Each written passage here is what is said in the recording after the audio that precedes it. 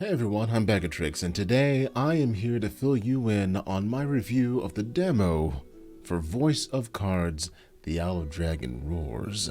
After its announcement on Nintendo Direct, I had to take a moment to figure out whether or not this was something that I was going to buy myself. I'm not disappointed that I took the time to do so. From the moment that you started up, the storytelling, the narration, everything about this entire world is displayed by card. They flip over and they tell you a new story, show you new locations, tell you what's in a particular spot, kind of like you're on a D&D board and the game master is revealing sections of the map to you as you progress through your story. The entire game is voiced by one narrator, like you're at a D&D table, which honestly can either add to or subtract from the entire experience depending on how you're looking at it. If you've ever seen one of those one-man plays in a theater where one person plays many characters doing a myriad of things, it's kind of like that. Except you don't really get bored of this person's voice because, well, they chose a good narrator. So by the end of it, you're more entranced in the entire world than you started, and that is for the better. If you have the option, if you are not hearing impaired, I would definitely recommend listening to the narrator for this particular game, as going through it, I think, is half the experience. In fact, as part of the demo, they even tell you to turn on your sound, because that is how they trap you in their world. Now, I bet you're wondering how it plays as a card game, how it feels, and whether or not the difficulty is actually there as a card game instead of it being a traditional RPG that you're used to, whether it be turn-based combat, whether it be action RPG. This is something a little bit different. Now, I know that not everybody is familiar with D&D or not familiar with the mechanics that make card games and how battle would work in that.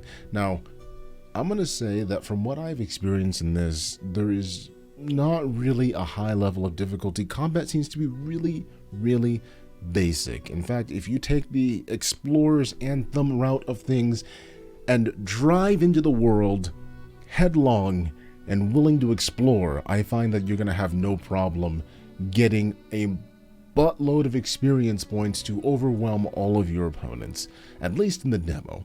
That being said, combat is not the only thing that is available to you in the game. They also have a card game inside of a card game. For those of you who are looking for Cardception, there it is. The only thing I have not been able to figure out is whether or not this is actually an online feature or if it is local played. I have not delved quite into that. If they do make it an online feature for you to be able to play versus people across the world, I feel like it'll be a very interesting thing. The card game itself, not that hard, it just gets very intricate very quickly. My experience, the NPC could do nothing more than time me as he was ahead the entire game. Now, RNGesus might just hate me, or it could just be that the NPC is really good when it comes to playing the card game, but the side story also lets you know that the guy who's helping you at the table there also gets a kickback anytime that he wins the game from the person who owns the establishment. So, just saying. For anybody who's played a Yoko Toro game in the past, you know that you are in for a ride and everybody has a sob story, or things may not be as they seem. As things progress or things unravel, you find out more and more about different characters, and it's really kind of cool because everybody that you meet has a story, albeit a sad story. Now, I'm one of those people where if you were to go through and play a game that you usually don't look into the bestiary, you don't look at the different cards or different entries for a particular character unless you actually need to, this does a good job about making those particular characters into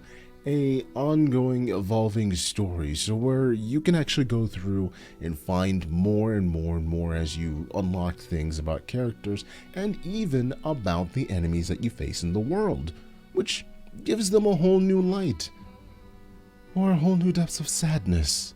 I haven't decided yet because some of those card entries are just overwhelmingly sad.